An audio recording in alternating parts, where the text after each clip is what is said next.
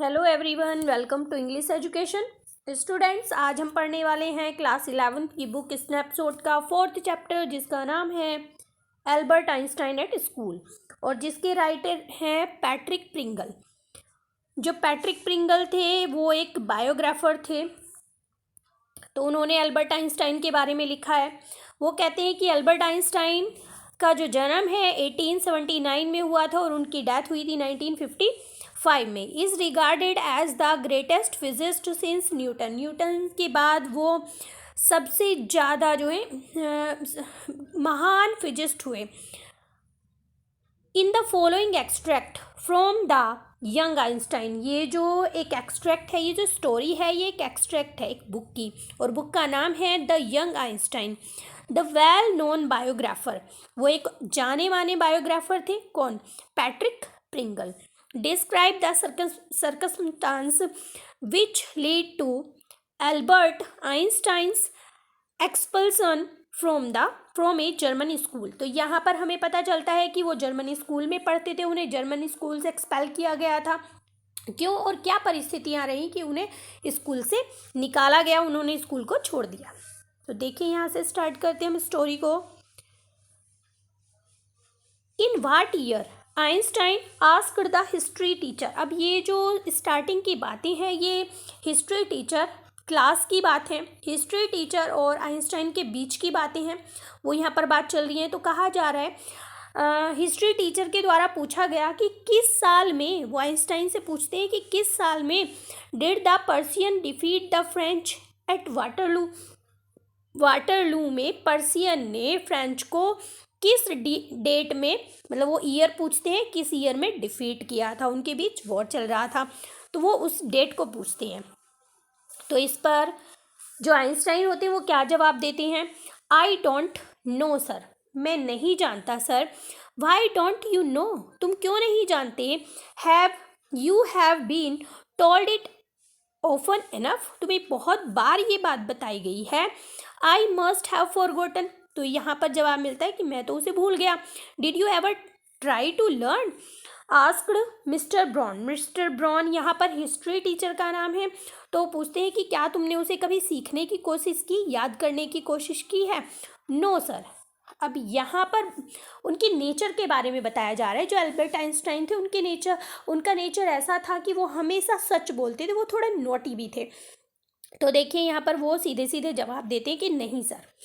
Albert replied with his usual thinking honesty, मतलब वो बहुत ऑनेस्ट थे, जो मन में बात होती थी वही बोलते हैं, तो वो ऑनेस्टली बोलते हैं कि नहीं।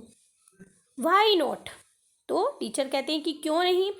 I can't see any point in learning dates, one can always look them up in a book. तो यहाँ पर जो आइंस्टाइन होते हैं वो जवाब देते हैं कि मुझे नहीं लगता कि ये जो पॉइंट है, ये जो डेट है, डेट को याद करने का कोई पॉइंट है। उन्हें वो तो हमेशा बुक में लिखी होती है, हम उन्हें वहाँ से देख सकते हैं। Mister brown was speechless for a moment. अब जो उनके टीचर होते हैं, हिस्ट्री टीचर मिस्टर ब्राउन, वो थोड़ी देर के लिए स्पीचलेस हो जाते हैं, यानी कि कुछ नहीं बोलते हैं। You amaze me, amaze means होता है आश्चर्यचकित करना, चौंका देना। Einstein he said at last, और अंत में वो कहते हैं कि तुमने तो मुझे चौंका दिया। Don't you realise that one can always look most thing up in books. तो वो कहते हैं कि तुम्हें नहीं लगता कि बहुत सारी चीज़ें जो हैं किताबों में लिखी होती हैं और हर एक चीज़ को हम किताबों से देख सकते हैं। That applies all to all the fact you learn at school. वो सारी चीज़ें जो तुम स्कूल में पढ़ते हो वो सभी तो बुकों में लिखी होती हैं, बुक से ही तो तुम पढ़ते हो। तो ये कहते हैं यस सर, जवाब मिलता है कि हाँ sir. Then I suppose you don't see any point in learning facts. तो वो कहते हैं कि तो मैं मानता हूँ कि तुम्हें कोई नज़र ही तुम्हें तो कोई पॉइंट ही नज़र नहीं आता याद, मतलब कोई चीज़ सीखने में, याद करने में। फ्रैंकली, अब बहुत मतलब स्पष्ट रूप से वो बोलते हैं sir I don't said Albert. अब एल्बर्ट कहते हैं कि हाँ बिल्कुल सही है कि मुझे तो कोई मतलब पॉइंट ही नज़र नहीं आता है कि कोई चीज़ हमें लर्न करनी चाहिए। Then you don't believe in education at all. तो वो कहते हैं कि तो तुम्हें तो एजुकेशन में भी विश्वास नहीं है। Oh yes sir, I do, वो कहते हैं कि हाँ सर मैं विश्वास करता हूँ एजुकेशन में। I don't think learning facts in education, वो कहते हैं कि मतलब लर्निंग फैक्ट्स जो है, जो याद करने का फैक्ट है वो एजुकेशन नहीं, वो उनका मानना ये है कि याद करना एक अलग चीज़ है और एजुकेशन अलग चीज़ है। तो देखते हैं कैसा उनका नज़रिया है।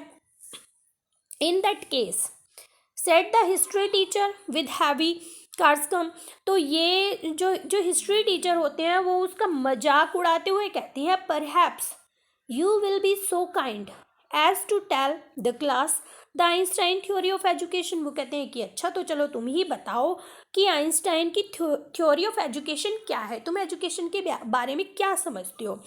एल्बर्ट फ्लस्ट, फ्लस्ट का मतलब होता है उनका जो चेहरा होता है वो एकदम से लाल हो जाता है।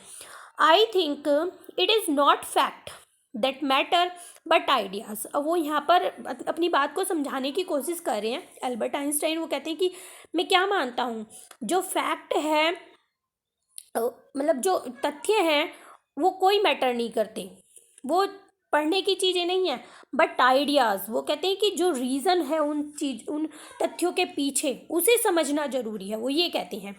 आई don't see the point in learning the dates of battle, वो कहते हैं कि मैं क्या सोचता हूँ कि जो ये डेट है कि किस डेट को ये बैटल हुआ, किस डेट को ये जो युद्ध हैं वो लड़े गए, उसे याद करना वो ज़रूरी नहीं है। और even which of the armies killed more man, और ना ही ये जानना ज़रूरी है कि मतलब किस आर्मी ने ज़्यादा लोगों को मारा। I would be more interested in learning why two soldiers were trying to kill each other, बल्कि वो क्या सीखना चाहते थे, वो क्या सीखने में इंटरेस्टेड थे। वो कहते हैं कि मुझे तो ये सीखना ज़्यादा पसंद है कि वो जो सोल्जर थे उन्हें मारने के पीछे, दूसरे लोगों को मारने के पीछे क्या रीज़न था, वो रीज़न को ढूंढना चाहते थे हमेशा। तो आगे देखते हैं। दैट इज़ एनफ, अब जो टीचर है वो उनसे बहुत इरिटेट हो जाते हैं, वो कहते हैं ये अब बहुत हो गया। Mister Brown's eyes were cold and cruel, cold का मतलब होता है मोशनलेस, मतलब कोई मोशन नहीं उनके अंदर दिखाई दे रहा था, बिल्कुल इमोशन नहीं था दूसरे को लेकर, बहुत क्रूल दिखाई दे रहे थे वो इस टाइम पे। We don't want a lecture from you, और कहते हैं कि हमें तुमसे कोई लेक्चर नहीं सुनना है, हमें कोई लेक्चर नहीं चाहिए तुम्हारा Einstein. You will stay in a 4 an extra period today, वो कहते हैं कि तुम्हें जो है आज एक एक्स्ट्रा पीरियड के लिए यहाँ पर स्टे इन करना पड़ेगा, रुकना पड़ेगा। although I don't imagine it will do any much good, फिर भी वो कहते हैं कि मुझे फिर भी ऐसा लगता है कि मैं ये मानता हूँ कि ऐसा करने से, तुम्हें रोकने से भी कोई फ़ायदा होने वाला नहीं है। It would do the school any good, मतलब स्कूल जो है तुम्हारे लिए कुछ अच्छा नहीं कर सकता। Either you are a disgrace, disgrace का मतलब होता है शेमफुल, मतलब तुम बहुत ही बेशर्म से हो गए हो, तुम उल्टे जवाब देते हो, वो यहाँ पर ये कहते हैं। I don't know why you continue to come, वो कहते हैं कि मैं तो ये भी नहीं समझ पा रहा हूँ कि तुम स्कूल आते ही क्यों हो, तुम्हें आने की स्कूल में ज़रूरत नहीं है। It is not my wish sir, Albert pointed out, अब इस बात पर भी जो एल्बर्ट होते हैं वो जवाब देते हैं, वो कहते हैं कि मेरी भी आने की कोई इच्छा नहीं है स्कूल में। Then you are an ungrateful boy and ought to be ashamed to yourself, तो वो यहाँ पर कहते हैं कि तुम बहुत अशेम्ड, मतलब तुम बहुत बेशर्म हो, तुम्हें अपने ऊपर शर्म आनी चाहिए, और तो तुम तो थैंकलेस हो, अनग्रेटफुल मीन्स होता है थैंकलेस, तुम तो थैंकलेस हो, तुम्हें तो शर्म भी नहीं आती है। वो कहते हैं आई सजेस्ट यू, वो कहते हैं कि मैं तुम्हें एक सुझाव देता हूँ, ask your father to take you away, कि तुम अपने पिता से कहो कि वो तुम्हें यहाँ से लेकर चले जाएं। Albert felt miserable when he left school that afternoon, अब जो एल्बर्ट होते हैं वो बहुत दुखी होते हैं जब वो दोपहर के समय स्कूल को छोड़ते हैं। Not that it had been a bad day, वो इसलिए दुखी नहीं होते कि वो एक बहुत बुरा दिन उनके लिए गया था। Most days were bad now, हर मतलब ज़्यादातर जो दिन होते थे उसके वो इसी तरह के होते थे। Anyway but because he had to back to the hateful place the next morning, मतलब वो जो है दुखी क्यों होते थे, वो इसलिए दुखी होते थे कि इस हेटफुल प्लेस में उन्हें अगले दिन सुबह फिर से जाना होगा। He only wished his father would take him away, मतलब वो केवल यही इच्छा रखते थे कि उनके पिता जो है उन्हें वापस लेकर चले जाएंगे। But there was no point even asking, लेकिन कहने का कोई फ़ायदा नहीं था क्योंकि उनके पिता ऐसे करने वाले नहीं थे। He knew what the answer would be, क्योंकि वो जानते थे कि उन्हें क्या जवाब मिलेगा अगर वो उनसे ये भी कहें कि वो उसे वापस लेकर चले जाएं। He would have to stay until he had taken his diploma. तो वहाँ पर स्कूल को पास करने के लिए डिप्लोमा यहाँ पर यूज़ किया गया है। तो वो कहते हैं कि वो यही कहेंगे कि तुम्हें जो है यहाँ तब तक रुकना पड़ेगा जब तक तुम ये डिप्लोमा यानी कि अपनी क्लास को पूरा, स्कूल को पूरा नहीं कर लेते हो। गोइंग बैक, अब वापस जाते हुए, टू हिज लॉजिंग, लॉजिंग होता है रहने की जगह जहाँ पर वो रहते थे। Did not cheer him up, वो खुश नहीं हो रहे हैं वहाँ पर जाते हुए। His father had too little money to spare at Albert's had been found a room in one of the poorest quarter of Munich. तो देखिए यहाँ पर बताया गया उनके जो पिता थे उनके पास खर्च करने के लिए थोड़े ही पैसे थे एल्बर्ट के लिए, तो उन्हें जो एक पुअरेस्ट क्वार्टर दे दिया गया रहने के लिए। जो जगह थी वो बहुत, उसकी कंडीशन जो है बहुत पुअर थी, बहुत ख़राब थी। He did not mind the bad food, उन्हें जो ख़राब खाना मिलता था उससे कोई फ़र्क नहीं पड़ता था। एंड लैक ऑफ कंफर्ट, भले ही उन्हें कंफर्ट की कमी थी वहाँ पर लेकिन उससे वो इफेक्टेड नहीं थे। और even the dirt of secular, secular मतलब जो वहाँ पर गंदगी होती थी, डर्ट होती थी, वो उससे भी परेशान नहीं थे। But he hated the atmosphere of slum violence, लेकिन वो किस चीज़ से हेट करते थे? जो वो स्लम थी, वो गंदी जगह थी, वो जो झुग्गी झोपड़ी थी, वहाँ पर जो हर रोज़ की होने वाला वायलेंस का जो एटमोसफियर था वो उससे बहुत हेट करते थे। His landlady beat her children regularly, जो उसकी लैंड लेडी थी मतलब जहाँ पर वो किराए पर रहते थे, वो जो मकान मालकिन थी उसकी, वो अपने बच्चों को रेगुलर पीटती थी। And every Saturday her husband came drunk and beat her, और हर सैटरडे को उसके जो हस्बैंड आते थे ड्रंक करके आते थे वो और उसे मारते थे। But at last you have a room of your own which is more than I can say, said Yuri when he called around in the evening। अब वो ये सारी बातें ऐसा लग रहा है यहाँ पर अपने फ्रेंड को बता रहे हैं। उनके फ्रेंड का नाम क्या है? यूरी है उनके फ्रेंड का नाम। तो यहाँ पर यूरी कहते हैं जब वो उनके पास शाम को आते हैं कि कम से कम तुम्हारे पास एक कमरा तो है रहने के लिए जिसमें तुम रहते हो। At least you live among civilised human being even if they all are all poor student, said Albert. अब उसकी बात पर जो एल्बर्ट होते हैं वो जवाब देते हैं कि कम से कम तुम सिविलाइज्ड ह्यूमन बींग्स के पास तो रहते हो, कि वो जो स्टूडेंट है वो पढ़ रहे हैं वो सिविलाइज तो हैं, जहाँ पर तुम रहते हो भले ही वो क्या है, वो गरीब स्टूडेंट भले ही हैं लेकिन वो सिविलाइज्ड है। They are not all civilised, Yuri replied. इस पर ये जो यूरी होता है वो जवाब देता है कि वो सभी जो है सिविलाइज्ड नहीं है। Did you not hear that one of them was killed at last week in a duel? Dual का मतलब है यहाँ पर फाइटिंग। तो वो कहता है कि क्या तुमने नहीं सुना कि लास्ट वीक जो फाइटिंग हुई थी उसमें जिनके बीच फाइट हुई थी उनमें से एक मारा गया? तुम्हें नहीं पता है ये? आगे देखते हैं। And what happen to the one who killed him. अब यहाँ पर एल्बर्ट पूछता है कि और जिसने मारा था उसका क्या हुआ? नथिंग, जवाब मिलता है कि कुछ नहीं हुआ। Of course he even proud of it, और वो तो अपने ऊपर इस बात के लिए गर्व भी करता है। ही ओनली वरी, उसे तो केवल एक ही चिंता है, is that authorities have told him not to fight any more duels. लेकिन बस उसे यही चिंता है कि ऑथोरिटीज़ हैं वहाँ पर, उन्होंने मना कर दिया है कि आगे से तुम्हें इस तरह का झगड़ा नहीं करना है। मतलब इसकी भी उसे चिंता हो रही है। He is upset about this because he has not a single scar on his face to wear for the rest of his life as the badge of honour. देखिए बज ऑफ ऑनर का मतलब है किसी मतलब सम्मानित करने के लिए, जैसे मेडल मिलता है, कोई दूसरी चीज़ें मिलती हैं, ट्रॉफी मिलती है, तो यहाँ पर बज ऑफ ऑनर कहा गया उसको। तो वो कह रहा है कि और वो जो लड़ने वाला था उसे वो एक चीज़ को लेकर अपसेट है किस चीज़ को लेकर अपसेट है कि उसे तो एक सिंगल स्कार भी नहीं मिला। स्कार मीन्स होता है निशान, कि मतलब उसने लड़ाई की, झगड़ा किया, लेकिन उसके फेस पर एक निशान भी नहीं पड़ा है जिससे कि वो सम्मानित हो सके कि भाई मैं भी किसी झगड़े का एक हिस्सा बना हूँ, ये दिखाने के लिए। तो वो कहता है कि उसके फेस पर तो एक निशान भी नहीं है, उसकी भी, इसलिए वो अपसेट है। एक्सक्लेम्ड एल्बर्ट, अब जो है ऐसे साउंड निकालता है Albert.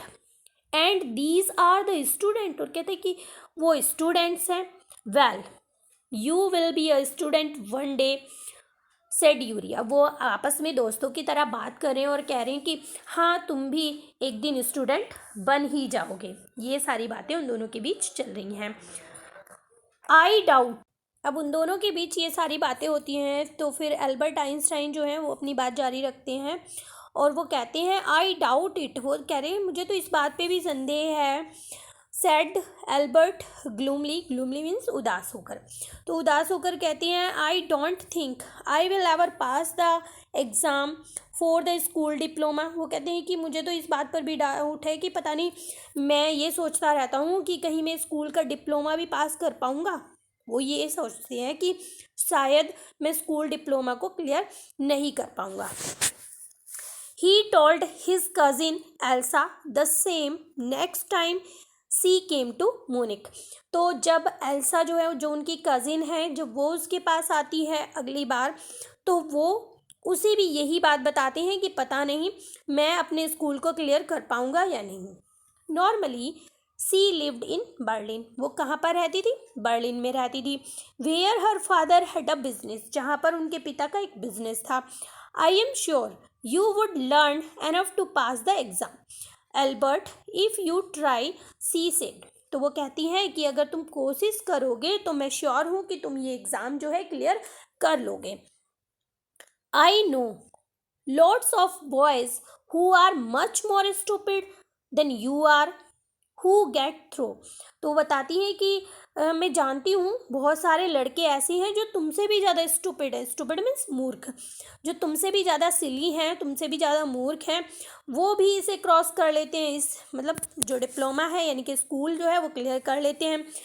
Then so you don't have to know anything, you don't have to understand what you are taught, just be able to repeat it in the exam.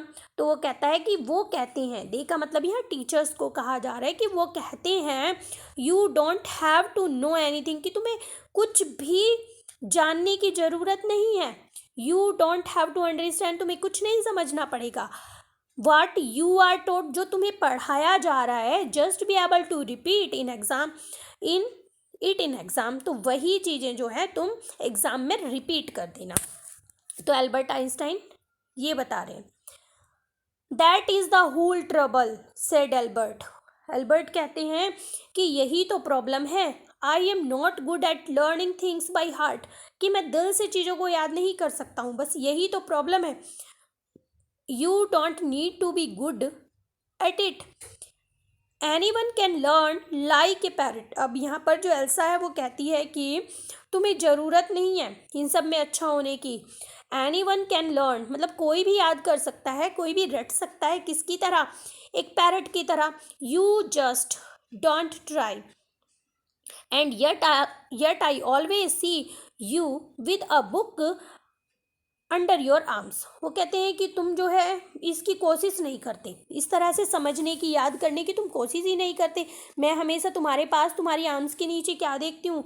एक book देखती हूँ। Added Elsa, Elsa अपनी बात को add करती है और कहती है कि मैं तो तुम्हारे पास हमेशा एक बुक देखती हूँ।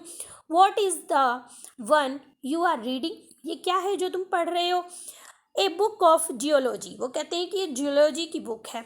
Geology, rocks a thing, do you learn that? No, we have hardly any science at school। अब उन दोनों के बीच में बात चल रही है। वो कहते हैं कि मतलब कितनी रॉकिंग थिंग है ये जियोलॉजी, जो है बहुत रॉकिंग थिंग है। तो उससे पूछा जाता है कि क्या तुम्हें ये पढ़ाई जाती है स्कूल में? No, we have hardly any science at school. वो कहते हैं कि नहीं, स्कूल में साइंस नहीं पढ़ाई जाती है। Then why are you studying it, तो फिर तुम इसे क्यों पढ़ रहे हो? Because I like it. जो एल्बर्ट होते हैं वो जवाब देते हैं क्योंकि मैं इसे पसंद करता हूँ। Is not that a good enough reason, मतलब ये काफ़ी, ये पर्याप्त रीज़न नहीं है कि ये मुझे अच्छी लगती है मैं इसलिए पढ़ता हूँ। एल्सा साइन, जो एल्सा होती है वो तेज़ी से सांस लेती है, आह भरती है। You are right of course Albert, she said, वो कहती है कि हाँ वास्तव में तुम बिल्कुल सही कह रहे हो, but it would not help with your diploma, लेकिन वो कहती है कि ये जो बुक है वो तुम्हारे डिप्लोमा में तुम्हारी हेल्प नहीं करेगी। Apart from book on science in his only comfort was music, मतलब किताबें जो साइंस की बुक्स थी वो तो उसे कंफर्ट देती ही देती थी, एल्बर्ट आइंस्टाइन को म्यूज़िक से भी उन्हें बहुत कंफर्ट मिलता था। And he played his violin regularly until his landlady asked him to stop, और वो तब तक वायलिन को बजाते रहते थे, लगातार बजाते रहते थे जब तक जो उनकी लैंड लेडी थी वो आकर उन्हें नहीं रोकती थी।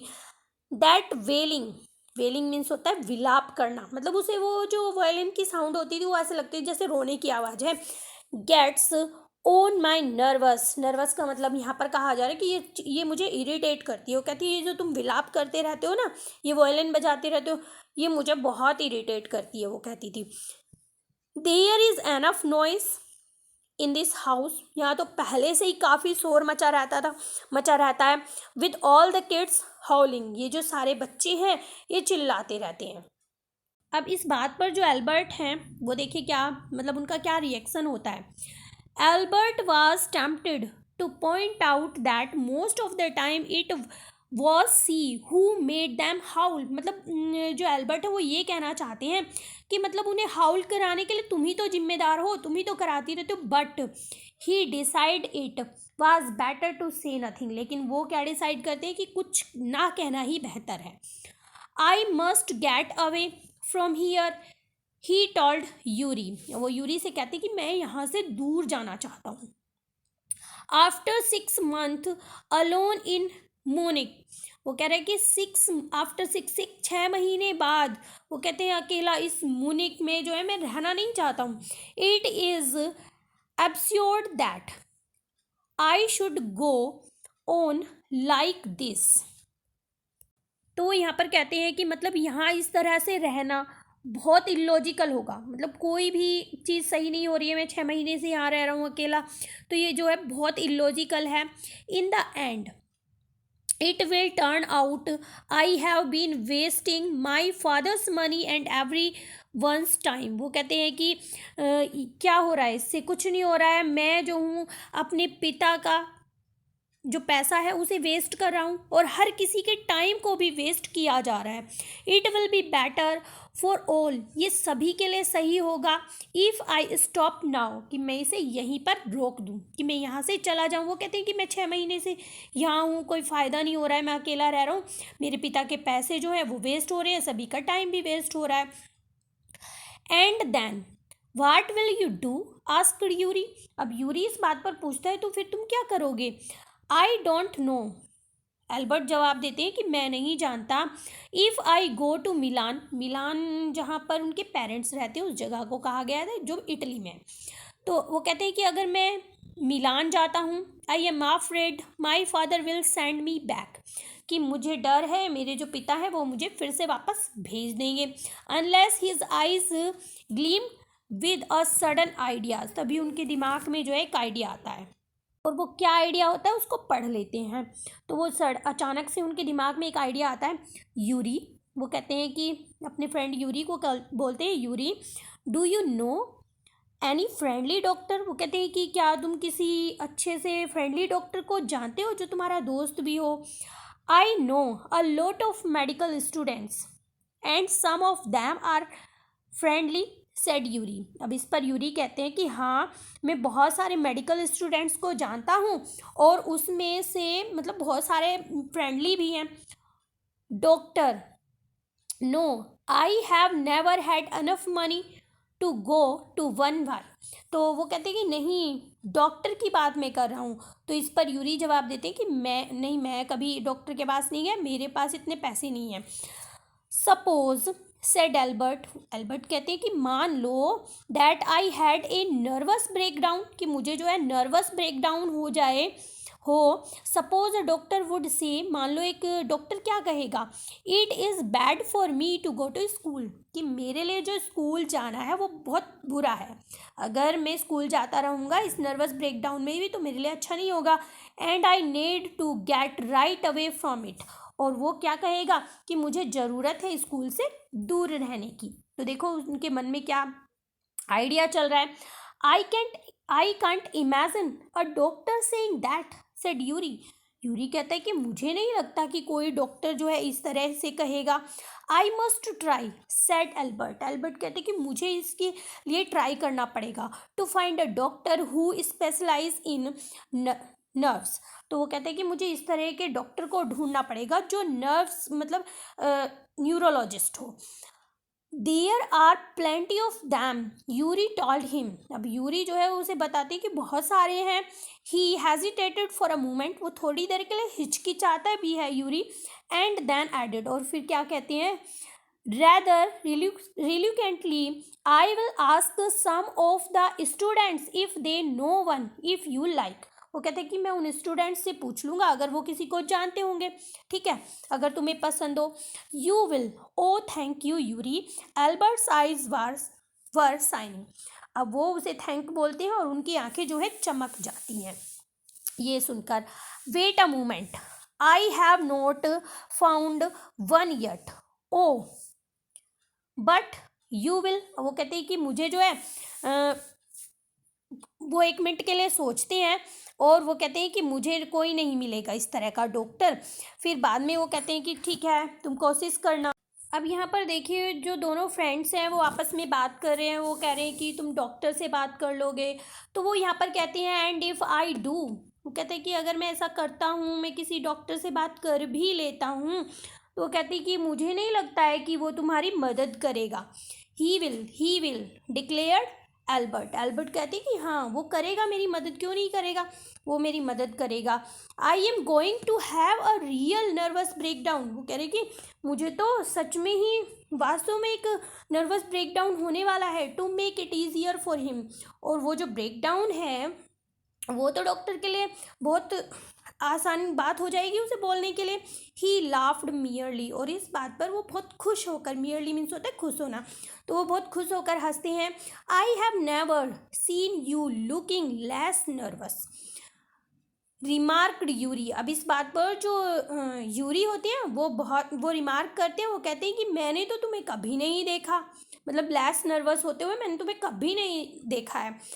A day or two at school will soon put that right, Albert assured him। Albert कहते हैं कि यही चलता रहा ना कि मैं इस तरह से स्कूल जाता रहा है तो एक दो दिन में ऐसा ही हो जाएगा कि ये बात जो है बिल्कुल सही होगी, मेरा जो नर्वस सिस्टम है वो एकदम ब्रेक डाउन हो जाएगा।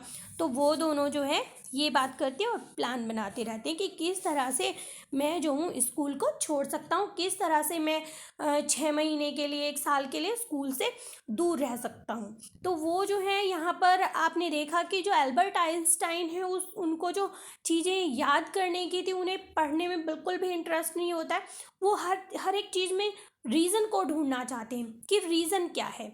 तो आज की वीडियो को हम यहीं पर स्टॉप करते हैं। इसके हम 2 पार्ट बनाएंगे, एक पार्ट में हमने इसको इतना ही कंप्लीट किया है, आने वाली वीडियो में हम इसको कंप्लीट करेंगे। तो मिलते हैं अपने नेक्स्ट टॉपिक में, तब तक के लिए बाय बाय।